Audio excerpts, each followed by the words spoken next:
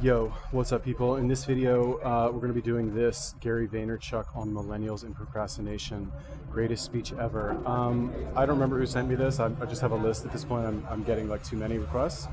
Also, by the way, subtle plug for my Patreon, $10 a month. If you like my videos, go over there, support me on Patreon. Do it.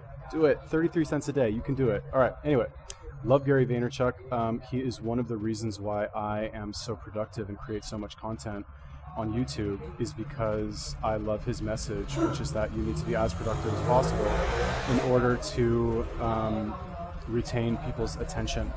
And that is something that he does as well. Obviously, he has a team, and I probably could stand to step it up on certain social media platforms. Like, I don't know, maybe Instagram is probably my next one, but I don't know, whatever.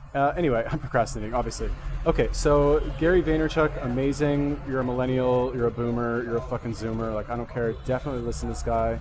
His words are gold. So let's watch this. I'm obviously biased going in. Here we go. I think so many people are keyboard activists, right? Everybody's good at sending a tweet about how the world should be, and nobody's doing anything about it. And that is just very much human nature. We've gotten soft as a culture. Yes, of course we've gotten soft as a culture in the U.S. Because the U.S. has had an incredible 200-year run, right? Like, this is just what happens. So as a culture, I can't speak for, people that live in the Amazon River, and I can't speak for, people that still live in Belarus, but the American culture is soft, and that's a great thing. That means there's been enormous amounts of prosperity, but let's not be naive. People literally complain when somebody gives them the wrong amount of extra cream in a Starbucks $6 coffee. Thank you.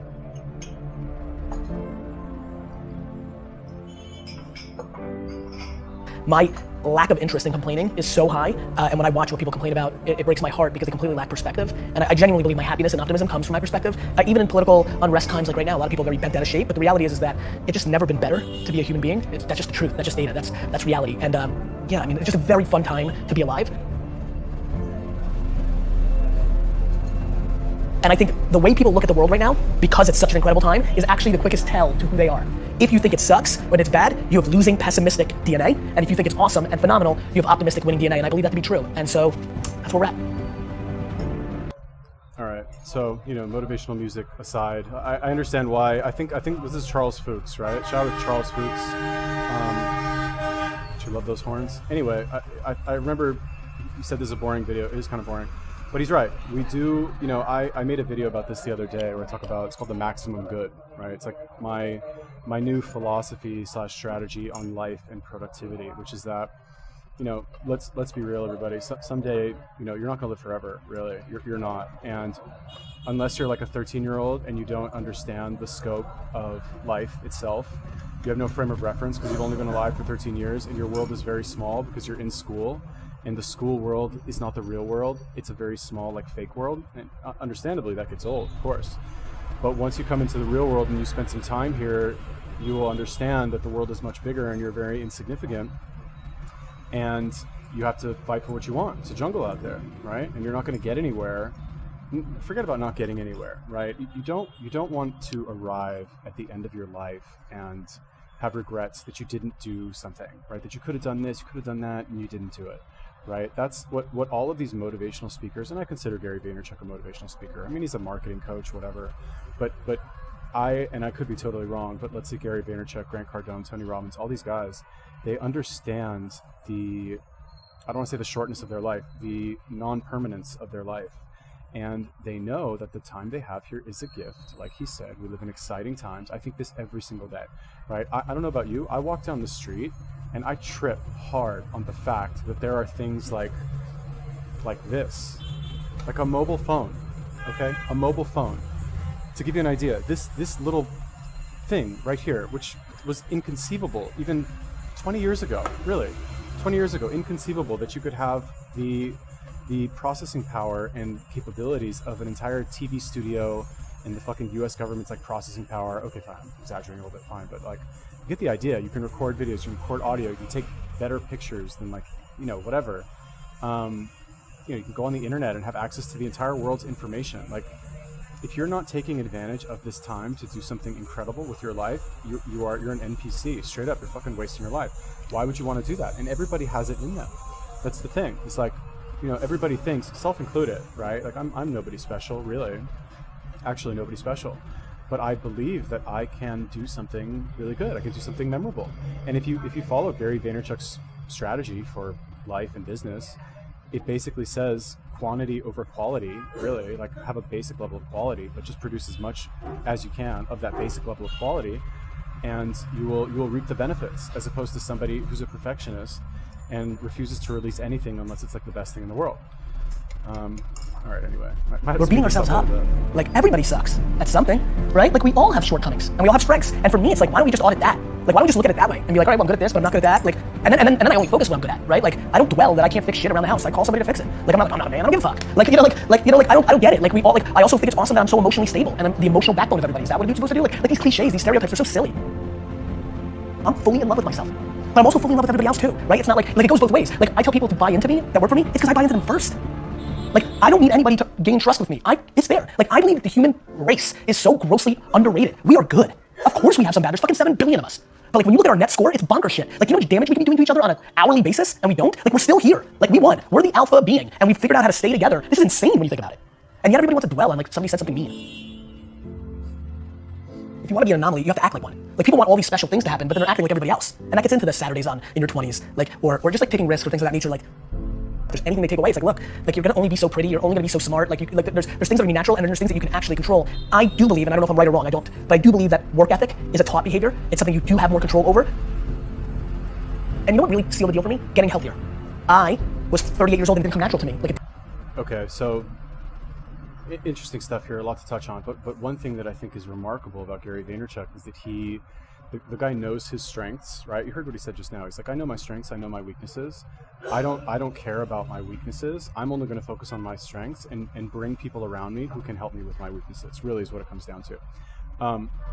This is something that I've like thought to myself many times also. Like, I'll whatever, make comments like, someday I'll have a cameraman, someday I'll have an editor, someday I'll have this, someday I'll have that. Like, I've also never really been as productive as I have been these past couple months. So like, you know, the fact that it hasn't happened yet, does that mean I'll never have those things? Maybe, but like, the guy, you can tell just with the confidence with which he speaks that he knows, like, you know, he'll like hold his arms out like this and people will like change his clothes for him, right? Obviously not that level of, I don't want to say dependence on other people, but, oh shit, did I lose all my money? Sorry, I thought I had a hole in my pocket. Okay, anyway, the guy is just like super switched on, right? And really what this comes down to, I think, is just knowing what your strengths are and focusing on your strengths. I think, you know, talking about myself, for example, one of the things that I think that I have in common with Gary Vee, thank God, is that I'm not shy to take action and do the work and like get my fucking hands dirty. I don't mind, right? Obviously some things, fine, but like most things, like creating content, getting my shit out there, like no problem.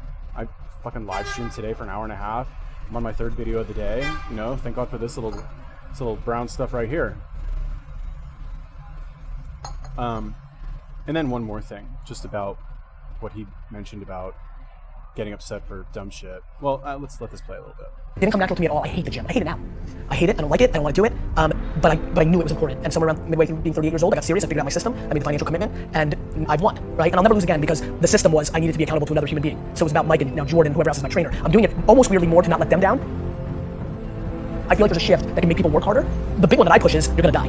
Like if you're complaining, like to me, life is broken down into complaining and not. So if you're not complaining, well then I know advice for you. I'm pumped. Like you did it. Like I have friends who make $42,000 a year, work 9 to 4, kind of, with an hour and a half lunch and 45 minutes of YouTube and 10 minutes of bullshitting and an hour of complete waste of time in meetings. So I'm kind of working like 6 hours a week, right? But they're pumped. And they text me, these are high school friends, and they'll text me like how happy they are to be the coach of their kids' baseball team. And you know, like, that's amazing. Like that seems very obvious to me. Like that's right.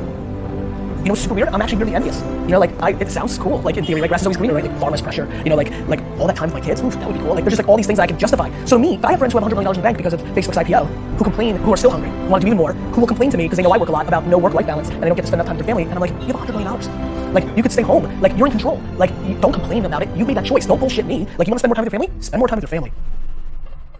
Okay, straight up, like what did I say in the beginning of this video? I've never seen this, but I don't know who's gonna say that, but you can tell somebody who is that driven, right? They think about their own mortality.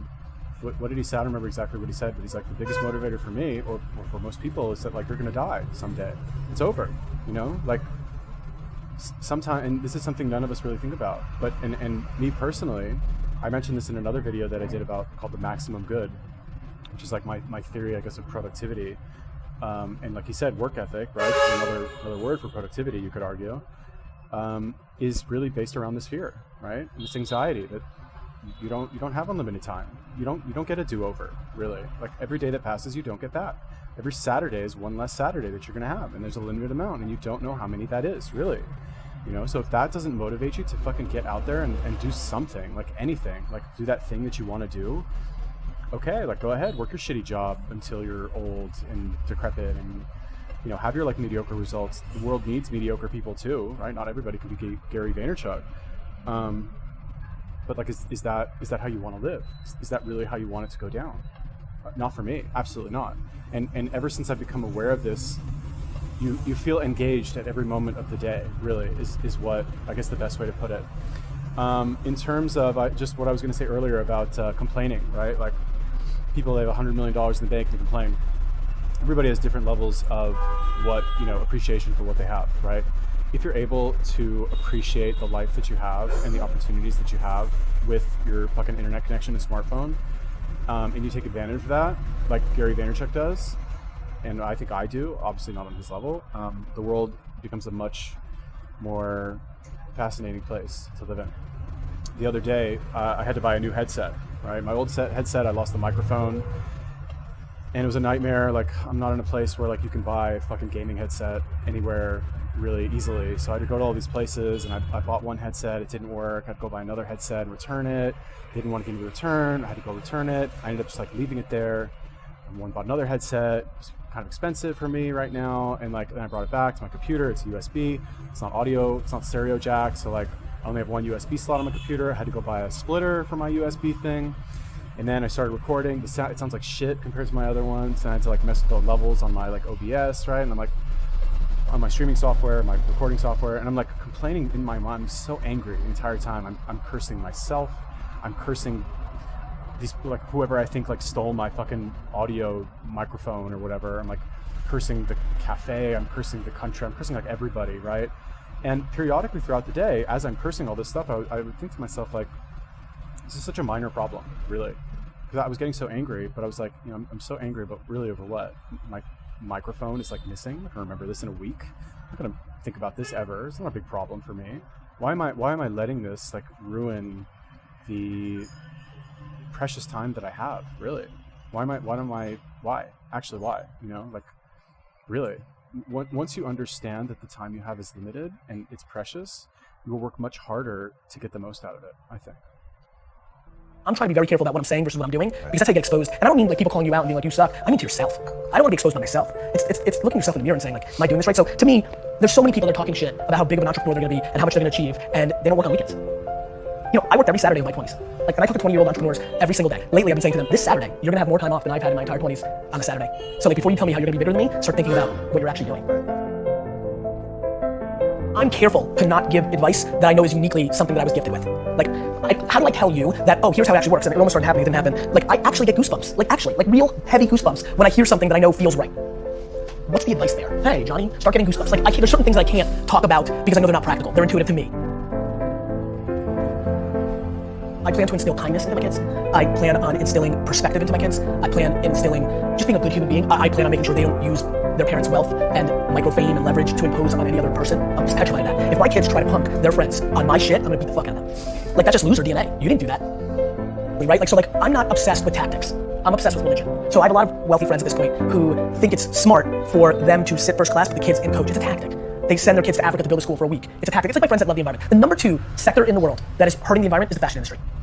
When you run the math of what's doing bad to the earth, it's the number 2 industry behind gas. I don't even want to say because I'm not sure if it's gas and oil. The number 2 industry, this fact, is the fashion industry. So all my fancy friends who love the environment, are they willing to give up their fucking Louis bags? Let's see, right? So like, I think people talk shit. So you let them sit, coach, and you went first class, but you went to, you know, Hawaii and ate all the best. Like, you can't pick and choose. To me, it's binary. So I don't want to be a hypocrite. So my big thing is like, look, you need to be kind. Like, mean is just non-negotiable in our family, right? And then you just need to not be full of shit. If you want to look at daddy's mountain and you want to say, well, I did to my dad's, and that was a big mountain for an immigrant, like, wow, dad did it, right? If you want to say, I'm gonna climb that and I'm gonna climb bigger, awesome. Like, I'm pumped. I'm weirdly not cheering for you because I'm just a weirdly competitive dude. This is actually something I'm not proud of. I'm pumped.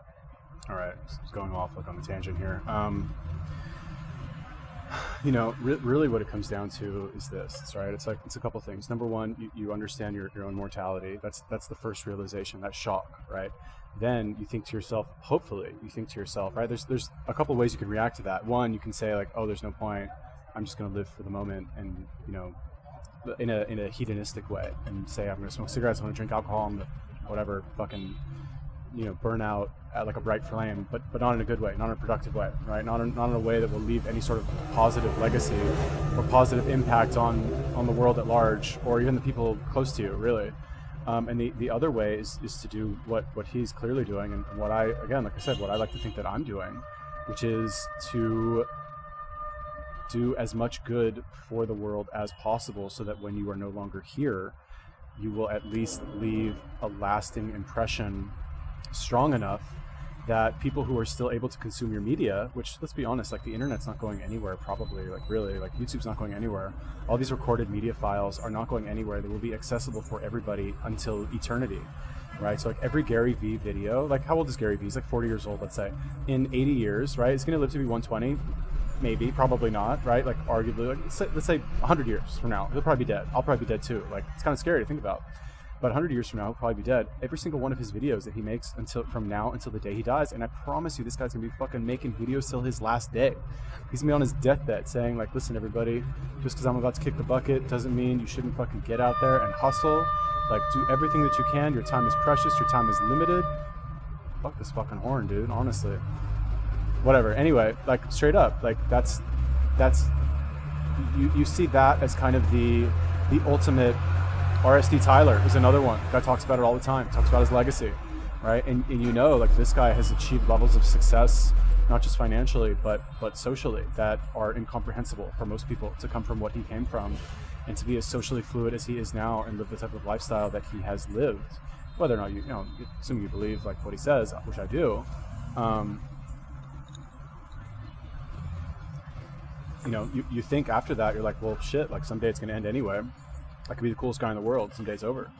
So like the best thing that you can do in your own mind is like you have to leave something that where people will remember you, and ideally remember you positively.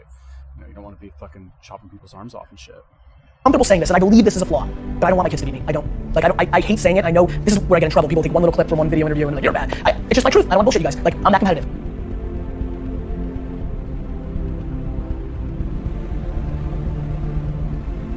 I just want them to be all in on them, right? Like, I don't need them to be an entrepreneur. I don't need them to make me proud. They don't need to go to Harvard. They don't need to do shit. They need to be themselves, all in, and they need to be kind, and I'm good. Like, everybody thinks their stuff is so good. Like, every day, Gary, my Instagram's so on fire. It's so awesome. Why is nobody, like, why am I not gaining followers? Because it's not awesome. We all think our stuff is the best, and like, I get that. But yeah, that would be my advice, only because that also is liberating. To me, everything's about breathing, right? Like, to me, everything is about, like, take full ownership for everything, and then everything gets easy, because then you're in control.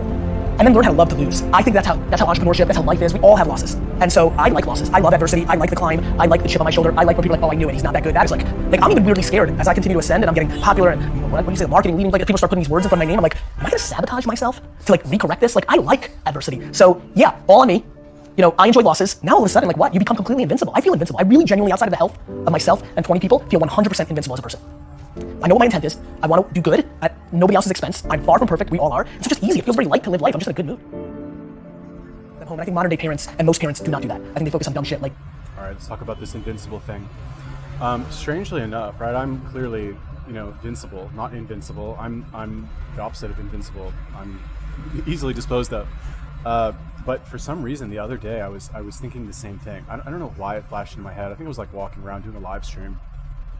And I just, for some reason, imagined a day in the future where I would walk down the street and do a live stream, and like people would recognize me and know who I am, and I would just become a common face that people know and have heard of, and ideally would like also. And I imagined that day, and I thought to myself, like, what happens when it gets easy? Because now, like, I don't want to say I'm struggling, but like, I don't have a lot of money, really, right now. I don't have a lot of money. I have a lot of time. I don't have a lot of money. I currently don't really have that much success, right? As judged by, let's say, the popularity of my YouTube channel or the money in my bank account. Not a lot of success, not a lot of money. Not a lot of recognition, not a lot of accolades or, traditional official achievements, right? Let's call them. But I think that someday I will, right? Even if it takes years, like I'll get there for sure. But then what happens when I get there? Really, like he said, like he's there, he's already there, and he thrives on the struggle. So it's like, what can he do next? It's almost like Elon Musk, right? It's like Elon Musk, he had PayPal and then he had Tesla. Right? And then he's like, well, shit, I just fucking made like $1 bazillion twice in a row. I had like 2 fucking lottery tickets that I won. now I want to go to Mars. You know, it's like you got to pick something. Like, what else are you gonna pick? You're gonna like, what else can you do? Like you worked on PayPal, like changed the way people exchange money, and then Tesla, like I don't know electric cars. I don't know what Tesla's doing. Like if the cars are really that good, I don't really know. But started a car company one day because he's like, I want electric cars. Okay, done. Now the whole like Mars thing, I don't know. From what I understand, SpaceX is not doing so well. But still, he chose that. You know, he chose an impossible goal. Like who would actually think that fucking people get to Mars and live on Mars? Really? Like no. But he just picked something so like inconceivable to do anyway, just because he felt invincible, which I think is cool. You know, like that's what you have to do when you still want that challenge in your life, and you Gary Vaynerchucked your way to the top. Grades because they are insecure and they want to put the bumper sticker that their kid went to, you know, Stanford. Like it's real fucked up when you really think about what's actually happening. So much of it is misery loves company, where people reflecting on what's inside of them.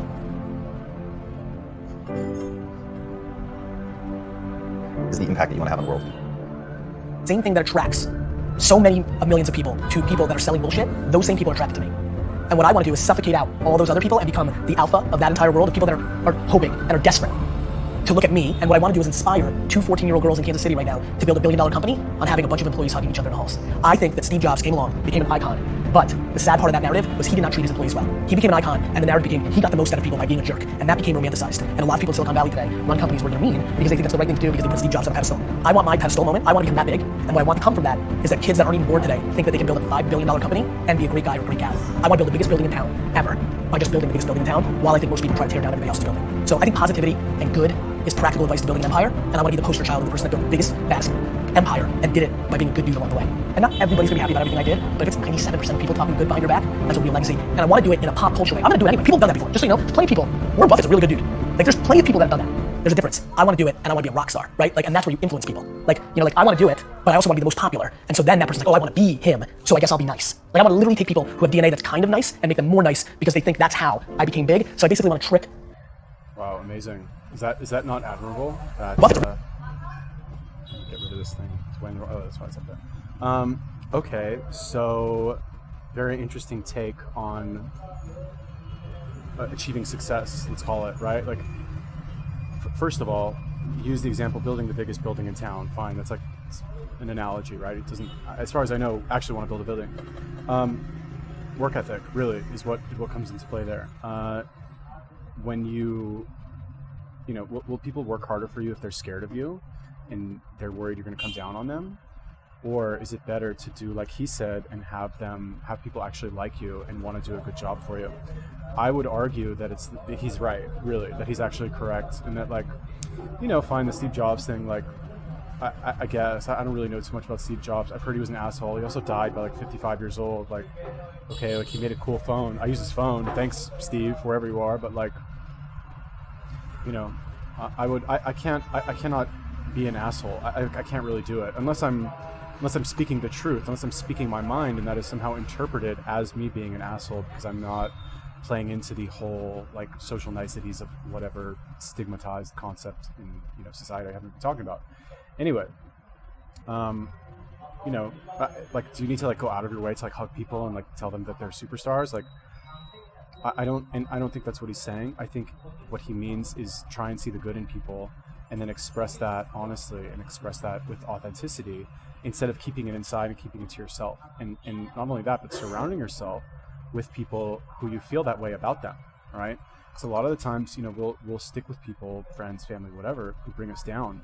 And, you know, it's fun to complain, really. Like, people love to complain, you know? Like, what do people talk about? You go, you see some people, say hi to somebody at the store, whatever, fucking whatever, like any random person, you're like, hey, how's it going? How's your day going? And what do people have to say? Oh, it's another day, you know, another day, another problem, right? Like, I'll be great when I'm not here, you know, talking about work. Like, it's always negative. It's always cool to complain. It's always cool to be a victim, right? But like, if you actually stand up, I think it's Grant Cardone who said this. I'm sure other people have said it too, but if you stand up and you say, I love what I'm doing right now, I work my ass off every single day and I love every second of it, and I could never do what you do working in some shit job, like, you speak authentically. Fine, is that like coming down hard on some other person and criticizing them? You could make that argument, but it's also a true statement, right? So like, it's just true. The truth is its own defense. You know what I mean? I could never do that. I would hate myself if I did that. I want to work on what I want to work on. even if it means I'm broke and I live in a room with fucking 6 other people for $100 a month in a third world country. That's what I'm doing right now, to bring you this lovely video, whoever you are in the future. How far in the future will you be watching this? I'll probably publish it September 2019. What month is it where you are? What year is it where you're watching this? It's the future, I'm sure. It can't be right now. It can't be the present, right? It's sometime in the future where you are watching this. And honestly, if you got through this, fucking 25, 30-minute video, good for you. You consumed this 25-minute piece of content on your own, all of it. And what are you going to do after this? Are you going to watch another video, of mine? And I should say watch another one of my videos, watch this one, watch that one. But really what you should do is close YouTube and start working on whatever it is that you want to work on. Just start. Have you started yet? Maybe. Are you doing the maximum good for it? Probably not. Anyway, before you do that, leave me a comment. Let me know what you think about this video. Tell me, break it down for me. What do you think of Gary Vee? What do you think of procrastination? What do you think of productivity? Are his theories on point? Is there some benefit to being as productive as possible and having a good work ethic? Or should you sacrifice some of the quantity for quality? Peace.